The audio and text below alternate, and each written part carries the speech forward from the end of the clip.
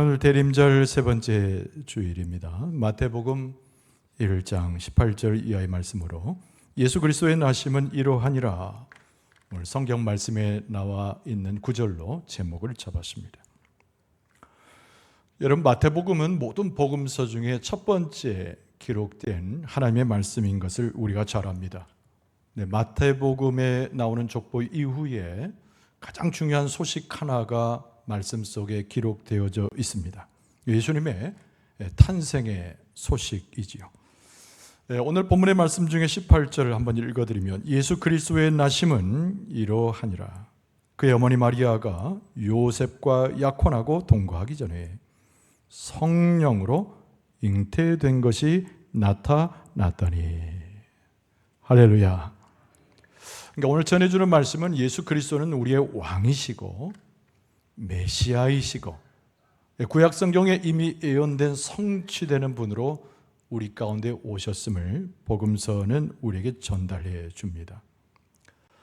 예수 그리스도의 탄생이 어떻게 이루어졌는지 단순한 사건의 일기를 쓰고 있는 것이 아니고, 하나님의 역사가, 삼위일체 하나님의 역사를 어떻게 우리에게 보여졌는지를 이 복음서의 말씀은 뚜렷하게 우리에게 일러줍니다. 예수님의 탄생은 일반 연후의 사람의 탄생과는 전혀 달랐습니다. 하늘의 기적이 우리 가운데 나타난 일이기 때문에 그렇습니다. 한 번도 경험해 보지 못한 대단한 은혜의 역사입니다.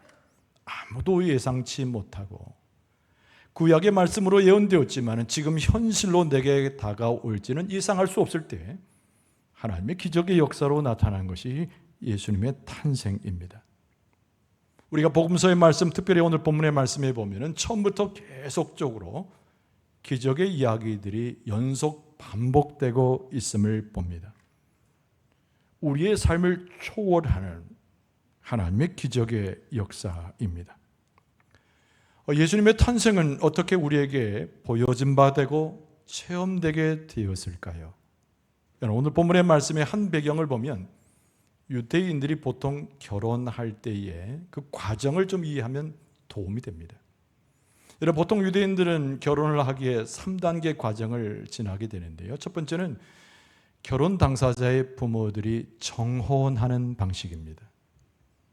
그리고 결혼을 앞두고 중간에 한 1년 전쯤에 약혼을 하는 것이, 오늘 본문의 말씀에는 약혼 가운데서 기쁨을 감추지 못했던 한 커플에 대해서 소개하고 있습니다. 누구일까요? 당연히 마리아와 요셉입니다. 공식적으로 결혼하려면 시간이 좀 남아있지만 많은 사람들이 인식하기를 이 두 사람은 분명히 결혼할 사람들이다.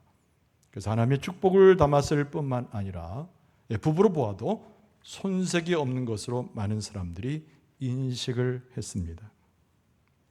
그런데 갑자기 하나님의 놀라운 은혜와 역사가 이들 가운데 있었습니다. 예수님은 이 두 사람 가운데 성령으로 잉태되신 분으로 우리 가운데 오셨습니다. 따라서 봅시다. 예수님은 성령으로 잉태되어 탄생하셨습니다. 18절 말씀을 다시 읽어드리면, 예수 그리스도의 나심은 이러하니라.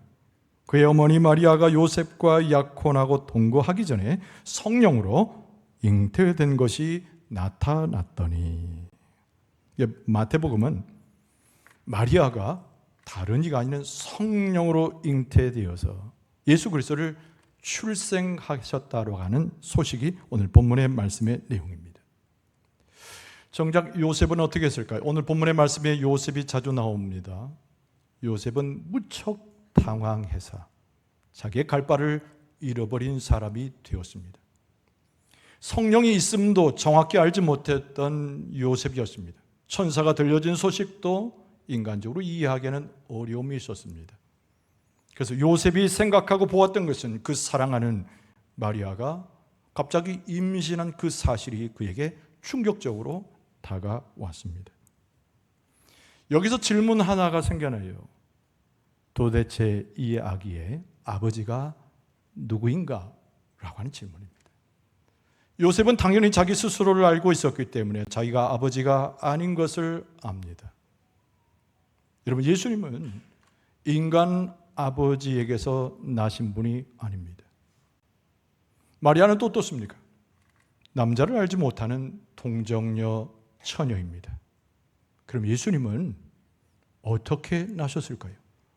오늘 성경 말씀이 우리에게 가르쳐 주신 대로 하나님께서 성령을 보내시고 성령의 잉태를 통해서 예수 그리스도께서 우리 가운데 오신 줄로 믿습니다. 이것이야말로 하나님께서 숱한 백성들에게 허락한 최초의 기적입니다. 아무도 예상할 수 없었던, 아무도 감당할 수 없었던 요셉조차도 이해할 수 없는 상황에 하나님은 하늘의 기적을 우리에게 베푸신 것입니다. 여러분, 여기서 가장 고난 속에 혼돈을 겪을 사람은 요셉이죠. 요셉은 딜레마에 놓여지게 되었습니다. 사랑하는 나의 약혼자 마리아가 임신했다는 소식에 굉장히 큰 어려움에 직면하게 되죠. 그래서 요셉의 생각은 어떤 생각이었을까요? 여러분 19절 말씀해 보면 그의 남편 요셉은 그를 드러내지 아니하고 가만히 끊고자 했다라고 되어 있습니다. 여러분, 유대인들의 풍습에 있어서 실제로 결혼하기 전에 여인이 아이를 갖게 되면 거의 사형에 버금가는 형벌을 면할 수 없습니다. 요셉은 고소를 해야 자기의 잘못이 아님을 드러나고 아내에게 모든 것을 전가할 수 있는 상황이었습니다. 여러분, 그러나 성경에서 말씀하기를 요셉은 의로운 자라고 그의 성품과 영성을 소개합니다. 여러분 19절 말씀에 보면 그의 남편 요셉은 의로운 사람이라. 그래서 요셉은 의로운 사람이었기 때문에, 성품도 온순하고 착한 자였기 때문에 자기 마리아가 고소를 받고 죽음에 이르는 길을 절대 원하지 않았습니다. 그래서 가만히 끊고자 한 것이, 필요하면 이혼 증서를 써서라도 마리아를 살려주고 명예를 더럽히지 않기 원했던 자가 바로 요셉이었습니다. 자기뿐만 아니라 마리아도 공식적인 불명예를 안고 살아가지 않도록 아무도 모르게 가만히 끊고자 한 사람, 그가 바로 요셉이었습니다. 하나님께서 이 상황을 보시고 직접 개입하십니다. 천사를 보내신 거죠. 요셉이 잠깐 부지중에 졸았나 현몽하는 가운데 바로 천사가 그에게 이르러 하나님의 메시지를 선포합니다. 20절 말씀입니다. 이를 생각할 때에 주의 사자가 현몽하여 이르되 다윗의 자손 요셉아, 네 아내 마리아 데려오기를 무서워하지 말라. 그에게 잉태된 자는 성령으로 된 것이라. 그렇죠. 그런데 여기서 우리가 중요한 것은 천사가 나타나서 꿈속에 환상 중에 요셉을 붙들면서 이야기하는데 요셉을 부르는 칭호입니다. 그냥 요셉이라 부르지 않고 다윗의 자손 요셉아 이렇게 불러요. 하나님께서 부르신 겁니다. 하나님은 예수 그리스도의 나심에 대한 예비를 훨씬 전부터 하고 계셨어요. 이 새의 뿌리 다윗의 자손에서 예수 그리스도를 탄생케 하는 것이 하나님의 계획이었습니다. 요셉을 어떻게 하나님이 선택하셨는가? 다윗의 언약을 따라서 하나님의 말씀을 들을 수 있는 사람, 그리고 경건한 사람, 하나님 앞에 무릎을 꿇어서 소위 순종할 수 있는 사람으로 하나님께서 요셉을 선택하신 겁니다. 그 천사를 보내서 전갈과 그 메시지를 전할 때도 요셉을 불러서 단순하게 요셉아 이렇게 부르지 않고 다윗의 자손 요셉아 이렇게 불렀던 것이죠. 무엇을 요청하고 있죠? 다윗의 후손이자 하나님의 언약을 받들고 하나님 앞에 귀 기울였던 요셉의 절대적인 순종을 하나님께서는 원하고 계셨던 것입니다. 마리아는 어떻게 했을까요? 여러분, 마리아는 이미 알고 있었습니다. 임신한 사실을 알고 있었다기보다는 하나님께서 천사를 보내어 주셔서 성령으로 잉태된 사실을 전해주었기 때문에 마리아는 이미 성령으로 잉태된 예수 그리스도를 알고 있었습니다. 그런데 이것은 마리아에게 있어서나 요셉에게 있어서나 엄청난 기적이죠. 여러분, 우리 구약 성경에 보면은 아주 드라마틱하게 아이를 낳은 부부가 있습니다. 아브라함과 사라가 그 사람들 아닙니까? 경수가 끊어졌습니다. 여러분, 아브라함의 나이가 100세에 이르렀어요. 하나님의 약속이 이미 있었지만 신뢰할 수 없었습니다. 근데 이삭을 낳았어요. 여러분, 구약 성경에 보면 수많은 하나님으로 비롯된 기적의 역사들이 다 기록되어 있습니다. 전쟁의 승전보가 그러하고 약했지만은 큰 군사력을 가진 이방 세계를 무찌른 수많은 기적의 이야기들이 있습니다.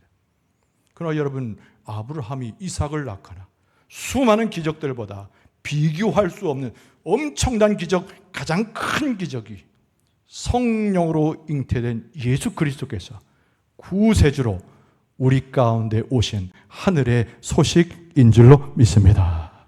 구원은 하나님께 속한 것이어서 성령으로 예수 그리스도를 우리 가운데 보내신 것은 하나님의 구원 계획임을 오늘 본문의 말씀은 우리에게 가르치고 있는 것입니다. 성령을 통해 하나님의 전적인 통치와 그의 역사가 드러난 것이 오늘 본문의 말씀이 우리를 가르쳐주는 대단한 영적인 교훈인 것이에요.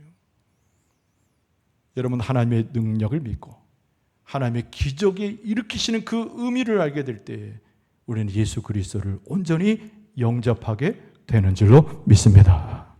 그런데 이 천사가 전해주는 말씀 중에 우리가 기억해야 할 두 가지가 있어요. 오늘 본문의 말씀 중에 정말 중요한 내용 두 가지를 기억해야 됩니다. 여러분, 첫 번째는 뭐냐면 그 이름 예수이죠. 하나님께서 요셉에게 천사를 보내 말씀하시면서 아이를 낳으면 그 이름을 예수로 하라고 말씀을 하셨습니다. 하나님이 지으신 이름이에요. 하나님께서 명하신 이름입니다. 그가 백성을 죄에서 구원할 자라라고 하는 뜻을 가진 것이 예수입니다. 여러분, 오늘 본문의 말씀 21절에 보면은 아들을 낳으리니 이름을 예수라 하라. 이는 그가 자기 백성을 그들의 죄에서 구원할 자이심이라 하니라. 예수님께서 태어나셔서 평생 동안 하실 일이 무엇인가를 그 예수님의 이름, 하나님이 지으신 예수의 이름에서 이미 드러나고 있는 것이에요. 우리의 죄를 속량하시고 십자가에 죽으시기까지 하나님의 사랑과 구원의 계획을 선포하신 것이 예수님의 삶 아닙니까? 요셉을 불러서 예수라 명하였던 하나님의 말씀은 예수님의 속량의 그 은혜를 이미 표현하고 있는 하나님 자체의 메시지였습니다. 여러분, 다윗이라고 하는 그 위대한 인물은 하나님의 역사를 그 누구보다 간파하는 영성을 가지고 있었습니다. 찬송하는 사람이, 기도하는 사람이. 그래서 시편 말씀에 보면은 속량하는 메시아를 기다리면서 하나님을 찬송하는 다윗의 시가 있습니다. 여러분, 시편 130편 8절에 보면 그가 이스라엘을 그의 모든 죄악에서 속량하시리로다. 이 악기를 동원하고 많은 사람들이 듣는 자에서 다윗이 높여 하나님을 찬송하면서 우리 이스라엘을 속량하실 메시아, 내가 하나님을 찬송합니다 라고 올려드리는 것이죠. 이미 구약에 예언된 것들의 성취로 예수님은 누구로 오셨어요? 우리를 구원하신 하나님 그분으로 우리에게 오셨습니다.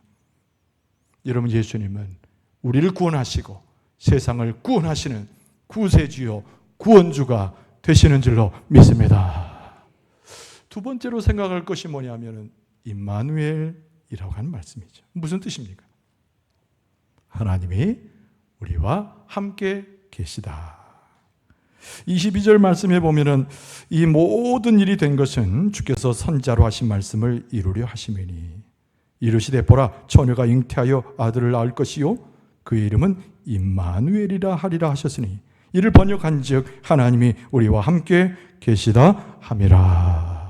모든 것이 다 하나님의 이미 예언된 말씀 속에서 성취되었다고 하는 거예요.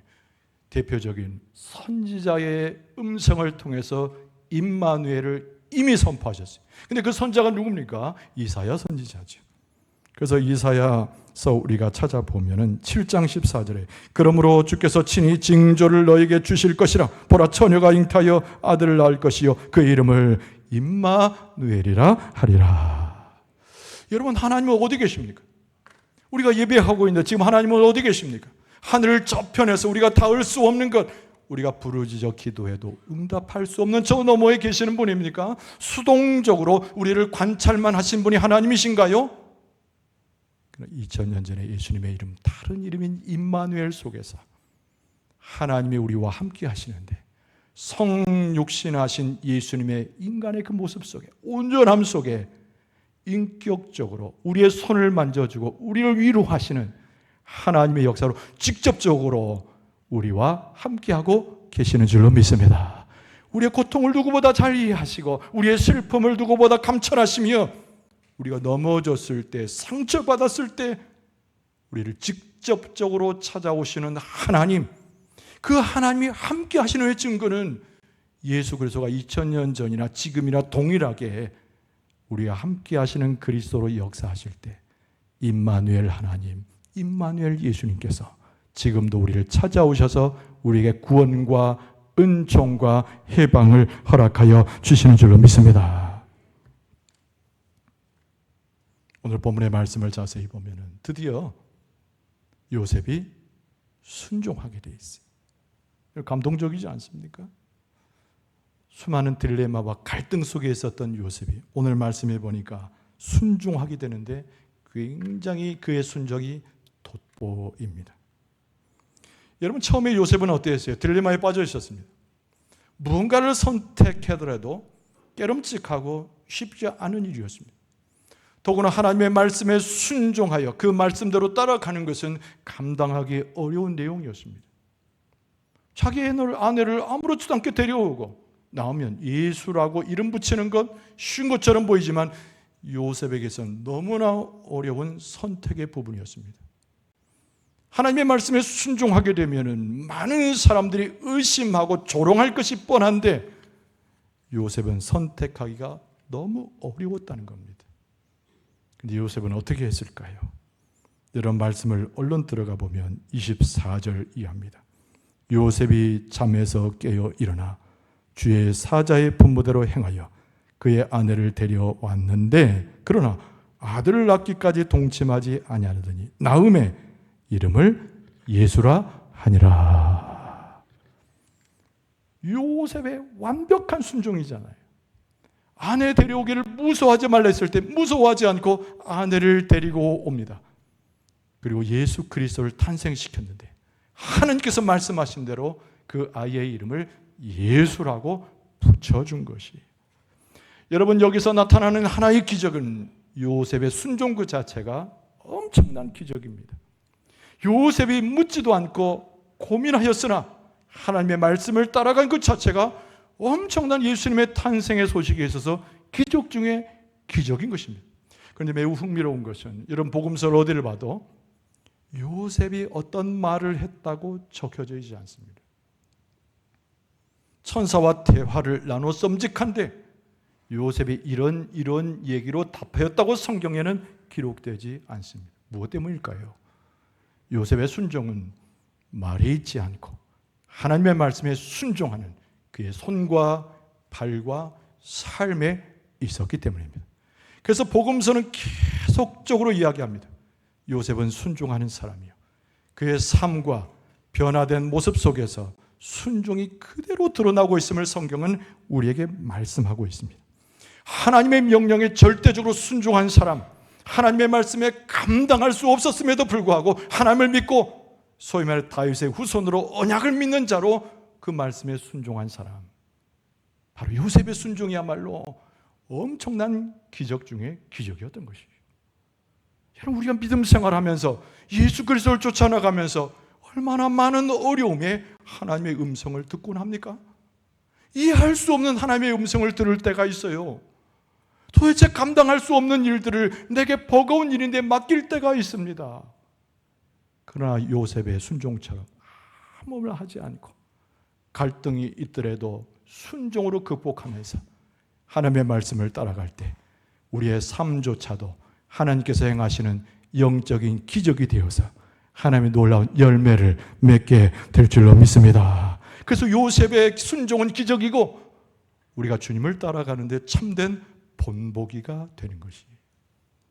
자, 오늘 본문의 말씀 속에서 우리는 무엇을 봅니까? 예수님의 탄생은 도대체 어떻게 이루어졌습니까? 기적이죠. 그것은 하나님의 기적을 이루는 과정인데 천사에 들려주는 성령으로 잉태된 예수 그리스도의 소식이야말로 기적입니다. 수많은 구약의 예언자들이 예수 그리스도의 탄생을 이야기한 것이 성취된 것 그 자체가 기적입니다. 누누이 강조했지만 그 하나님의 말씀이 내게 이루어지기를 원하여서 순종했던 바로 요셉과 마리아의 순종이 참된 기적인 것입니다. 여러분, 세 가지를 간단하게 기억해야 됩니다. 첫 번째는 기적을 행하시는 하나님을 끝까지 신뢰하라는 겁니다. 우리의 모든 삶은 믿음의 삶이고 우리의 모든 삶은 하나님께 속해 있어요. 하나님은 우리의 일상적인 삶에서 수고로의 주의 뜻을 받드는 삶에서 하나님의 기적은 일어나는 것이니 그 기적을 신뢰함으로 우리의 삶 속에 하나님의 은혜와 복을 충만히 받을 수 있기를 바랍니다. 두 번째는 예수님은 자신의 백성을 구하시기 위해서 이 땅에 오셨습니다.